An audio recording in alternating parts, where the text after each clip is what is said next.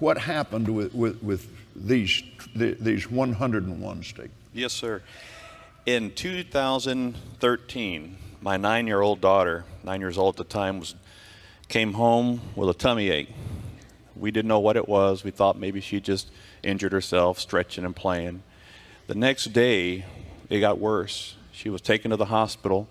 My wife calls me and says, you need to come here quickly because they found a softball-sized mass on her left ovary, and it had enveloped the ovary and fallopian tube and completely had twisted it. So that evening, we were in the hospital. They did surgery. They removed the fallopian tube and the ovary on the left-hand side. We got a hold of these scriptures, these 101, what God said about, or God's will concerning healing. And we read these scriptures over her at least 3 times a day, if not more, every single day.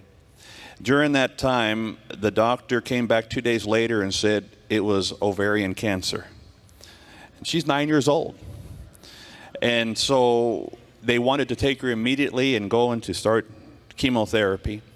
During that time, a friend of mine who's a minister got a hold of Sister Gloria's teaching on a particular teaching she taught. She said, whenever you have to take medicine into your body, she said, pray for it and bless it like you do your food. Like you do your food.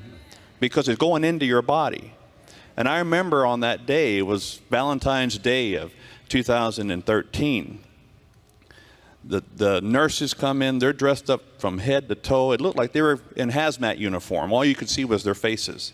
But they're coming in with these medicines, these bags of medicines, chemotherapy, and they're going to put that in my little 9-year-old. And I remembered rising up, I said, I want to lay my hands on that. And they didn't tell me no. So, yes, sir, we'll let you. So I went, I laid my hands on it, prayed for it, told her it would not do anything to her body negative. In any way, she would have no negative effect whatsoever. But it would only attack those cells that were not supposed to be there. And I remember laying hands on them, and the nurses behind me had their hands on my back too. They were in agreement with us. Praise God. She went through several rounds, never experienced one negative effect, never lost weight, never had any issues. Never had any issues. But we kept up with these. We continued to read these scriptures over and over. We even stopped and got the CD of you reading scriptures.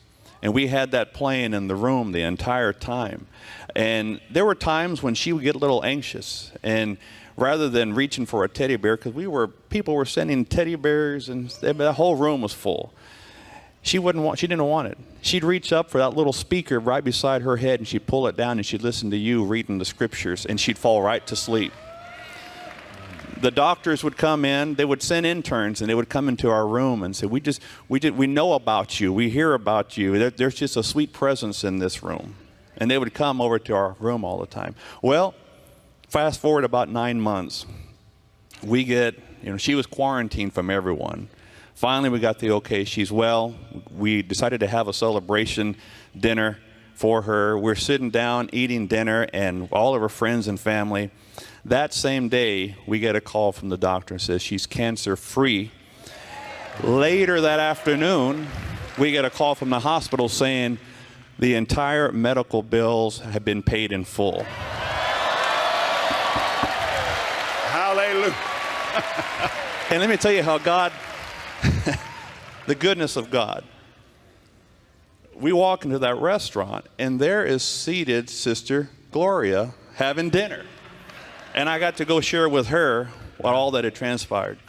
When the ovary was removed and the fallopian tube, Abigail was in the hospital room the next day. She was moving around and they removed, after surgery, she says, Daddy, God's going to restore my ovary and fallopian tube. Yeah. Amen. So we didn't argue with her. We said, yes, God can do that. So we stood in agreement with her. A year after, the doctors found another little spot on the other ovary. So we went back and they wanted to do a surgery. Well, we just stood in agreement right then and there. We said, it's not coming back. It's not coming back a second time. So we began to start praying, and we declared that that spot, whatever it was, would shrink. And I remember one of our pastor's wives said, not only will they shrink, it's going to pop off. Well, we go, the doctor is the same surgeon who removed the ovary and the fallopian tube on the left side. He's the same surgeon that did the other. He went in to find what that spot was. When he went in, he said that the spot had shrunk from the initial size they first saw. When he reached out to take it, it popped right off, and he caught it with his hand. They did the test. It was benign. The whole surgery took 35 minutes. It was supposed to take an hour and a half. So 35 minutes later, I'm downstairs having a cup of coffee with the ministers that had come to be with us. Well, my wife, she called me. She said, they're on their way up. She's out of surgery. So I didn't make it upstairs on time for the doctor to speak to me, but he had spoke to my wife. My wife comes out of that room kind of thinking about what's just happened. And she says to me, she goes, okay, wait a minute. She said, they did take out the fallopian tube and ovary, right, last year? And I said, yes. And she goes, well, the doctor just came in and said she's doing well, she's strong, and both fallopian tubes are strong and healthy.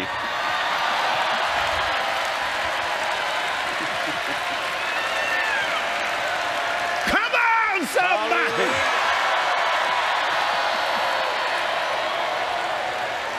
Oh, Dwayne.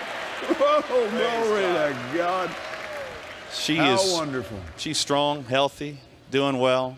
And I asked my wife, I said, you know, Nicole, did you ever ask about the ovary? Because he said fallopian tube. And my wife says to me, if God's going to put a fallopian tube where there was none, who am I to question about the ovary? It's there already. The doctor confirmed 2 days later, because he didn't want to talk about it. 2 days later, he calls to check up on our daughter, and my wife called him and says, you're the same doctor that removed it last year, right? He goes, yes. He goes, but you also said that there were 2 in there. He goes, yes, ma'am, I did. Anything else I can do for you? Oh, give the Lord praise and thanksgiving. Thank you, Dwayne. Bless you, sir. I love you, man.